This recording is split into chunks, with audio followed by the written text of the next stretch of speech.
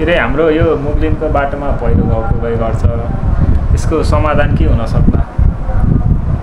पहिरो समाधान त अब यो प्रकृतिको देन हो। अब यो पहिराहरू त गइहाल्छन्। अब यो के हो भने तल सडक छ, सडक भएपछि अब माथिबाट पहिरो त गइहाल्छ। अब यसको उपाय त खास एउटा बोल्ड निर्णय सरकारले के गर्न सक्नुपर्छ भने त्रिशुली नदी छ हाम्रो तल बगिरहेछ नि, त्रिशुली नदी। त्यो त्रिशुली नदीमा पुरा चाहिँ कन्क्रिट ब्रिजकै माथि उठाएर नदीमाथि त्यो नदीलाई पनि असर नगर्ने गरी यता पहाडहरू पनि भत्किने भएन। वर्षमा कति खर्च छ त्यो, प्रत्येक वर्षमा यति खर्च भइरहेको कि अब त्यो सीमै छैन। त्यसको हिसाब कसैले गर्दैन। अब त्यो हो एकदम एक्सपेन्सिभ छ, महँगो पर्छ। हुँदाहुँदै पनि यो के हो भने कम्तीमा पनि राम्रो तरिकाले बनायो भने यो 30-40 वर्ष त ढुक्क तरिकाले जान्छ नि त। अब नारायणघाटबाट मुगलिन भन्नाले अब लगभग दासढुङ्गादेखि उतापट्टिबाट समस्या हो। त्यसको लागि चाहिँ ब्रिज लगभग 20 किलोमिटर मानौँ न, 20 किलोमिटर जति 20 किलोमिटर जति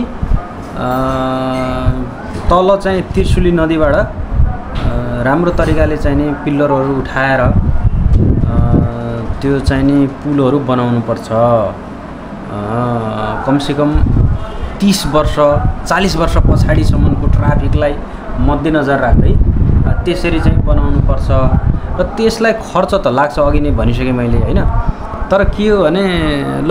हिसाब गरौँ न, ल हिसाब गरौँ। जस्तो दैनिक गाडी एक दिनमा मालवाहक गाडीहरू यहाँबाट काठमाडौँ, पोखरा, बागलुङ होइन, कति यहाँबाट चाहिँ नारायणघाटबाट चाहिँ कति मालवाहक गाडीहरू जान्छन्। अनि गएर बसहरू कति जान्छन् होइन, माइक्रोहरू छन्, पर्सनल चाहिँ कारहरू छन्, बाइकहरू छन्, स्कुटरहरू छन् होइन। यी सबै भेहिकलहरूको चाहिँ तेल जस्तो हामीले पुल डाइरेक्ट चाहिँ मुगलिनसम्म बनाइयो भने ट्रक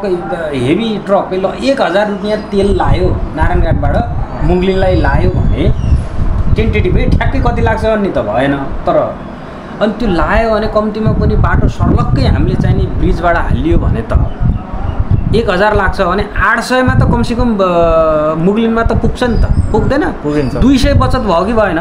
त्यो पैसा त 200 त बचत भयो नि। अब एक दिनमा कति गाडी हिँड्छन्? एउटा गाडीबाट 200 भयो। अब यो मालवाहक ट्रक, बसहरू, ठुलो चाहिँ नि सवारी साधनका कुरा गरौँ न, हामीले सानाका कुरा नगरौँ। साना पनि ल्याइहाल्छ नि, कारको जान्छ, अब माइक्रोहरू जान्छन् होइन। अनि यी भए अनि अब प्रत्येक वर्ष कति खर्च हुन्छ यो बाटोमा, यो कर्मचारीहरूदेखि लिएर सबै यताउता हिसाब गरौँ त। हामीले चाहिँ मजाले ब्रिज चाहिँ पुलबाट भयो भने त कमसेकम 30 वर्ष 35 वर्ष त ढुक्क भयो नि त। तर एक वर्षकै खर्चमा बन्छ जस्तो लाग्छ कि यो तेल कति आउँछ भारतबाट तेल। एउटा गाडीबाट 200 बच्यो भने पनि दिनमा एक दिनमा कति हजारौँ गाडी चाहिँ जान्छ नि ठुलो गाडीहरू। त्यो भयो भने ल हिसाब गर्दा ल 200 ले 1000 × 200 लाग्यो। 1000 भन्दा त गाडी धेरै जान्छ, 200 क्या। अब ठुलो चाहिँ मालवाहक गाडी 2 लाख भयो, 2 लाख भयो, 2 लाख भयो भएन? दिनको 2 लाख। 2 लाख। अब यहाँ कति छन् चाहिँ यी कारहरू, बसहरू हजारौँ बसहरू जान्छन्। पुरा पूर्व काठमाडौँबाट आउने जति पूर्व पश्चिम जताततै जाने गाडीहरू हुने त फेरि मुगलिनबाटै हो। फेरि काठमाडौँ जाने नि फेरि मुगलिनकै बाटो। कति गाडी होलान् हिसाब गर्दा दिनमा लगभग करोडौँको चाहिँ यो तेल बचत हुन्छ क्या। एक दिनमा 1 करोडभन्दा बढीको तेल बचत हुन्छ यो होइन। 1 करोड तेल बचत हुन्छ लगभग चाहिँ भनेपछि कति हुन्छ? 1 करोड × 365 दिन हाल्दा कति हुन्छ? 365 करोड भयो नि। 365 करोड 3 अरब 65 करोड चाहिँ भयो। 3 अरब 65 करोड त यो के गर्न सकियो त हामीले चाहिँ बचाउन सकियो नि त। त्यो के हो भने अनावश्यक जाने चिज बचाउन सकियो। अब घोडागाडी त्यत्रो बाटो घुमेर गङरङ र घुङरुङ यताउता गर्दा कति गाडी ठोकिन्थे, पल्टिन्थे, कति एक्सिडेन्ट हुन्थे कति पाठ पूर्जाहरू चाहिने हुन्थ्यो सबै पैसा त आखिर इन्डिया जान्छ नि त त्यो पैसा पनि त हाम्रै बचत त हुन्थ्यो नि तर यो यतातिर नेताहरूको त ध्यान जाँदै जान्न उयो चाहिने सर्लक्कै उयो भुँडी पर्ने बाघहरू यिनीहरूको त केही पनि छैन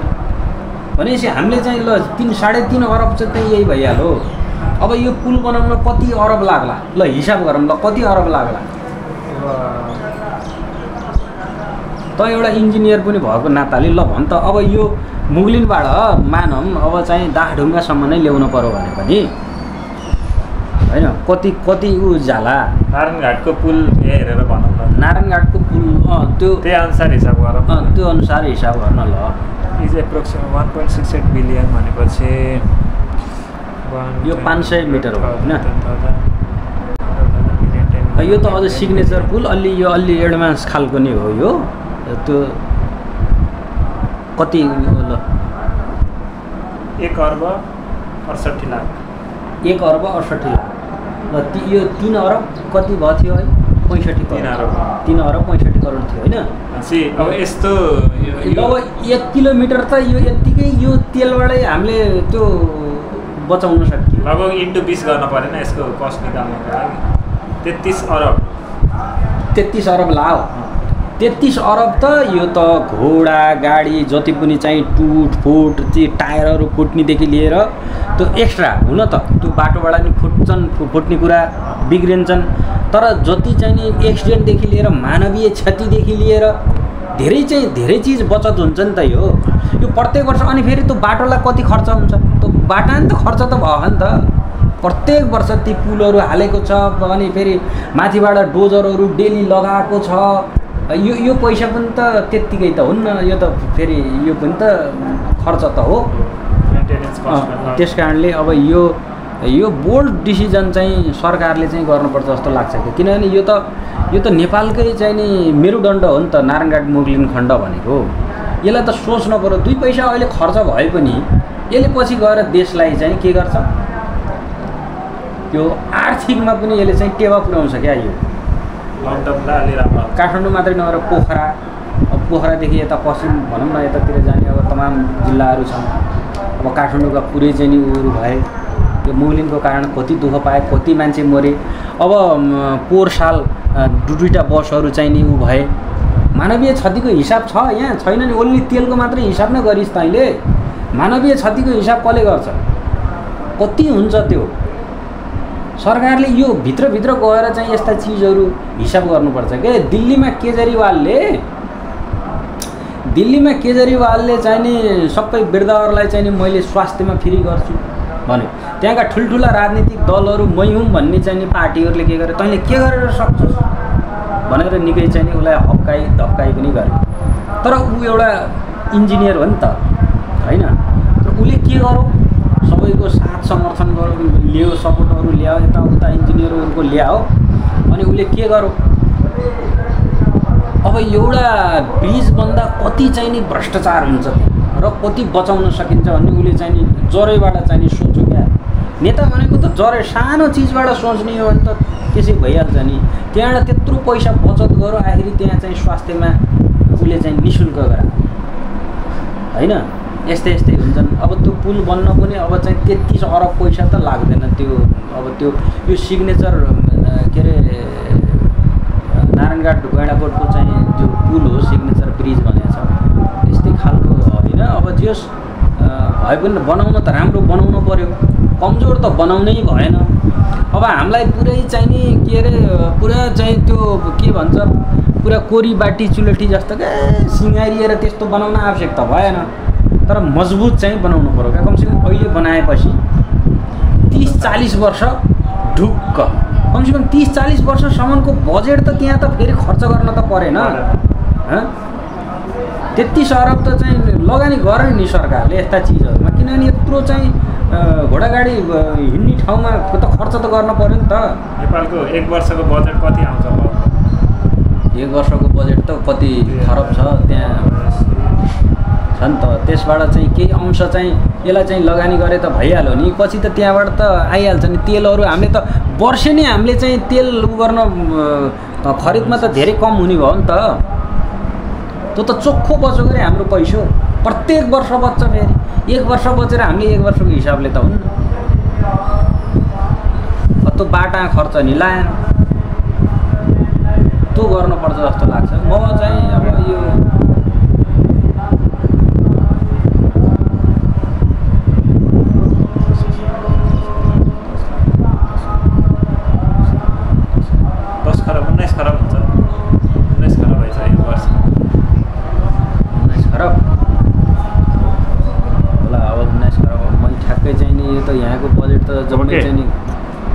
गर्छन् अब होइन त्यही भएर अब चाहिँ 33 अरब चाहिँ त्यहाँ ल 33 अरब त लाग्दैन जस्तो लाग्छ मलाई अब त्यो कसरी होला पनि लाग्ला पनि अब होइन लाए पनि अब चाहिँ के हो भने एउटा कोष पनि त खडा गर्न सकियो गरे नारायणघाट मुगलिङ सडकलाई अब चाहिँ एउटा ब्रिज बनाउने एउटा चाहिँ कमसेकम त्यहाँ फेरि के हुने गाउँ पछि पुरै विदेशबाट नि घुम्न आउने भयो नि त मान्छे त टुरिस्ट पनि बढ्छ नि त हाम्रो राज्यको आम्दानी पनि बढ्छ क्या नेपालमा यस्तो ब्रिज बनाएको छ अरे भनेर पनि त हेर्न नि त आउँछन् के अरे भने के पर्यटन पनि त बढ्यो डलर पनि आयो नि त विदेशबाट हाम्रो पैसा अन्तर्राष्ट्रिय मुद्राहरू यहाँ सञ्चित हुने भयो नि त हाम्रो देशमा त्यो मानेमा पनि त देश त अलिकति चाहिँ मजबुत त हुने भयो नि त त्यो भएर मलाई त कस्तो लाग्छ भने यो अब यो आजाड होइन मैले थाहा पाउँदादेखि यो मुगलिनमा जहिले पनि चाहिँ पहिरा गएका छन् जहिले पनि मान्छे मरेका छन् अब कथेर के हुने हो थाहा छैन अहिले चाडबाड आइरहेछ अब सरकारको ध्यान अब त्यतातिर छ न त होला भए पनि गहिरो रूपमा छैन क्या दीर्घकालीन रूपमा छैन क्या एकैछिन पहिरो गयो डोजर ल्याएर हटाएर गाडी खोला यही समाधान त होइन नि त हाम्रो समस्याको समाधान भनेको त कम्तीमा पनि अब चाहिँ यस्तो आएको आइभयो राज्यको पैसा नि गएको गइ छ कति अरब पैसा त त्यहाँ चाहिँ नि बाटो मुगलिङ नारायणघाटको बाटो बनाउँदा नि त खर्च भएको नि त त्यही भएर अब चाहिँ यो छिटोभन्दा छिटो हामीले त्यो गरियो भने हामीलाई यो तेलबाट यो अझ चाहिँ यो जम्मा चाहिँ 3 अरब 65 करोड भन्ने नि अझ मलाई त अझ बढी यत्रो घोडागाडी जम्मा यति 1000 गाडी यस्तो चल्छ त यहाँ धेरै दाम त कति चल्छ त लाइनको लाइन हुन्छ त अनि भनेपछि त यहाँ त कति समय बचत भयो होइन जस यात्रुहरू सुरक्षित तरिकाले आफ्नो यात्रा गर्न पाए गन्तव्यमा पुग्न पाए यो बढी जोखिम क्षेत्र हो नि त यो होइन यो पहिलेदेखि नेपालको धेरै जोखिम ठाउँ हो यो यस्ता ठाउँहरूलाई अलिकति चाहिँ सोच्नुपर्छ अब सरकारले गर्नुपर्छ अब त्यहाँ सुरुङ मार्ग अब यो धेरै खर्चिलो हुन्छ किनभने अब यो 20 किलोमिटर सुरुङ मार्ग हान्दा अहिले खर्च त्यो पुलको भन्दा बढी आउँछ र हामीले पुल बनाइयो भने सुरुङ मार्ग त हो पुल बनाइयो भने के हुन्छ एउटा त्यो पनि हो अर्को कुरा चाहिँ भोलिका दिनमा पर्यटकहरू आउँछन् क्या होइन हाम्रो देशले एउटा चाहिँ आर्थिक वृद्धि दर चाहिँ त्यहाँबाट नि चाहिँ देशले चाहिँ नि पाउँछ जस्तो लाग्छ क्या त्यो पनि त हो क्या एउटा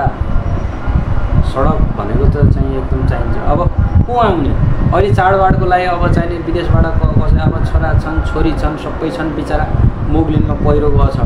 अब आकाशबाट आउन पर्यो जहाजबाट चाहिँ मानव यो भरतपुरमा अब कति आउने यो कति जहाजले ल्याएर कति सक्छ र यहाँ कति सक्छ अनि एकजनाको टिकट 5000 काठमाडौँबाट यहाँ 300 बसले 300 ल्याउँछ 5000 अब त्यो पैसा गएन अनावश्यक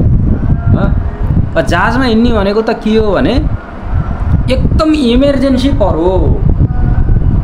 होइन अब यहाँबाट काठमाडौँ जाँदा 4 घन्टा लाग्छ भने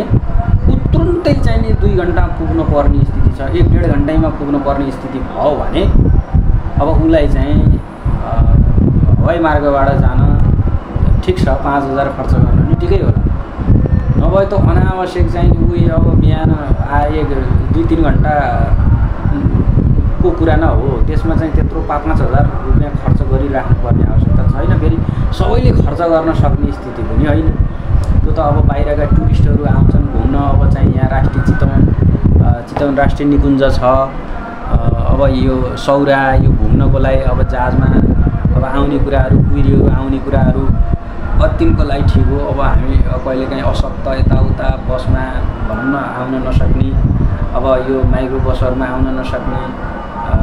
भयो भने अब जहाजमा त्यो छुट्टै कुरा हो। कहिलेकाहीँ त्यो पनि ल जहाजमा जाऊँ न त भन्ने कुरा कसैलाई त्यो ठिकै हो। तर यो त बाध्यताले जहाजमा नआइ नहुने, उसको घरमा चाहिने केही पनि छैन, अब खानालाई चाहिँ नुन तेल चामल केही पनि छैन, अब त्यो घर नआइ पनि सुख छैन, अब काठमाडौँमा बसेर खाने उसँग पैसा पनि छैन, उसले बाध्यताले ऋण गरेर के अरे त्यो जहाजमा आउनु पऱ्यो यहाँ, कति बारमा पऱ्यो। कारण के भन्दाखेरि यही सडक। त्यही भएर यसलाई अविलम्ब चाहिँ अहिलेका चाहिने अब यी भनौँ न अब यी मन्त्रीहरू छन्, सरकार छ, यिनीहरूले यतातिर चाहिँ नजर चाहिँ दिनुपर्छ क्या। यो एकदम नगरै नहुने चिज हो। अब यता नजर दिएनन् भने अब यो सधैँ यस्तै हो। मानवीय क्षति कति सहने, देशले कति सहने मानवीय क्षति। त्यही भएर यो मानवको कुनै मूल्य छैन होइन। अब मान्छे अब कुकुर मरिसर किची मरेका छन्, घोडा गाडी पल्टेका पल्टै छन्, यतातिर कसैको ध्यान जान्न, कति दुःख लाउने कुरो छ यहाँ होइन। अब यो कसले सोच्ने, कसले बुझ्ने, यो पनि त चाहिँ बुझ्नु पऱ्यो नि सबैले।